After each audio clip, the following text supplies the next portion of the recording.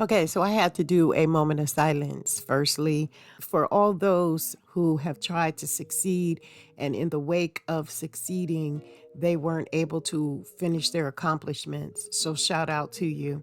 Now, based on the conversation that we are sharing today, we're talking about how failure is actually a catalyst towards success without you knowing that you need to find resilience to prosper and to learn from certain actions to improve your actual success theory, then that goes to show that you actually need to have a little bit of challenge in order to move you where you want to be. For example, as a parent, I try to be my ultimate best.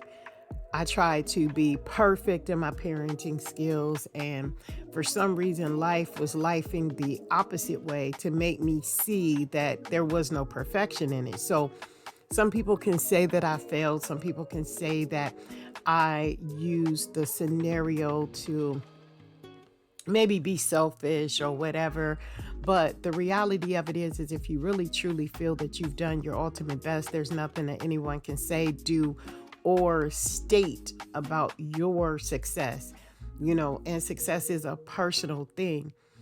I have to also say that a lot of times we can drop the ball where some people may become incarcerated, some people may become unhealthy, some people may become mentally disturbed or have mentally lived experiences or emotional trauma that they have to, unpack. But here's the great part about the success area: all those people judging you, pointing the finger, saying that you were not a good this or that, they're in their own awakening and they have to see it for themselves. And so the minute and the moment that you recognize that you're working only on you and you have nothing to fear or worry about relating to how other people view you, then you are able to move forward. You're able to let go and accelerate into the success journey in which you're going.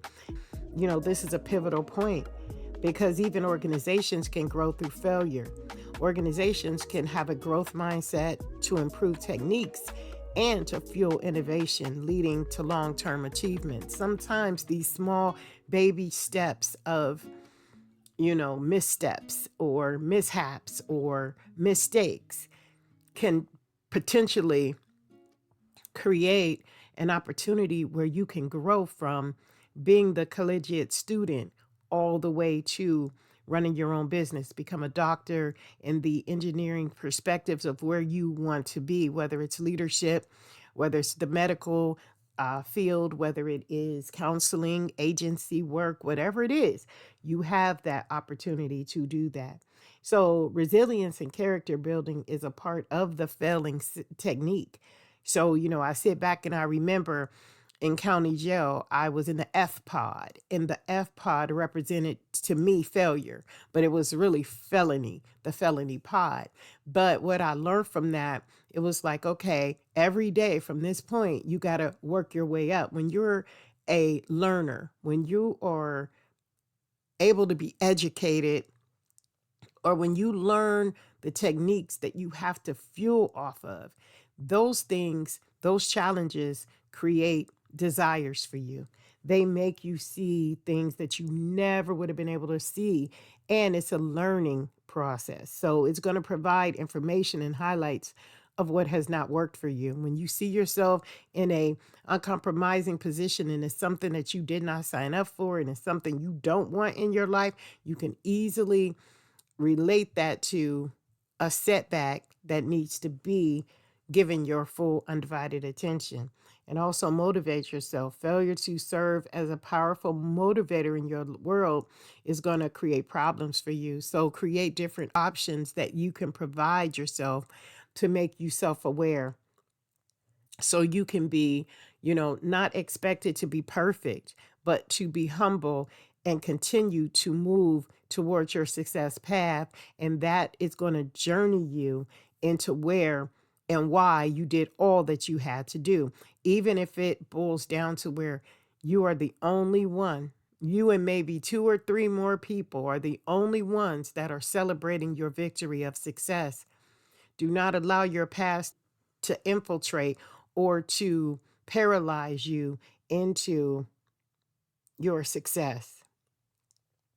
You look at certain people who have failed in many different ways, and they then kept going. And that is the key. As long as you continue to keep rising above the circumstance, moving yourself away from the consequence, that's the thing. You will always have a consequence to ignorance, and ignorance will have a punishment to it. So I have learned moving myself from failure to success. I have learned that there is no running away from the reality of the consequence behind the actions that you perform.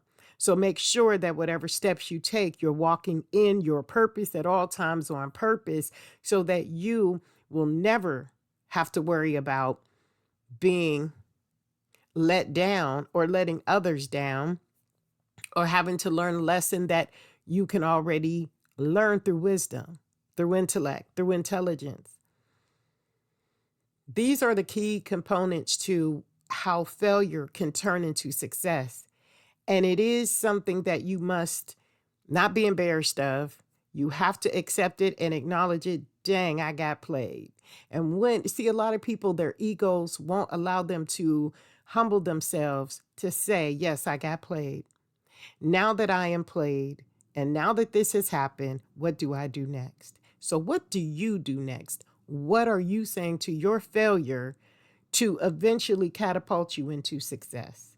And with that, thank you so much. This was a very interesting conversation. I hope I tapped into what needs to be said. I had to put myself in it to give you examples to make it realistic, because you know what you have to do. And for all those parents who are out there who have done the best that they could do, and then they failed because of a mistake or a situation that they found themselves in, they weren't able to continue to do what they needed to do. Don't beat yourself up. Know that as long as you did your ultimate best, your life is going to show forth and prove the fact that you are who you say you are. And yes, we all make mistakes. So perfection is not what we're looking for. We're looking for persistence. And when you are persistent, so many great things come to you. Have a great one. We'll see you next time.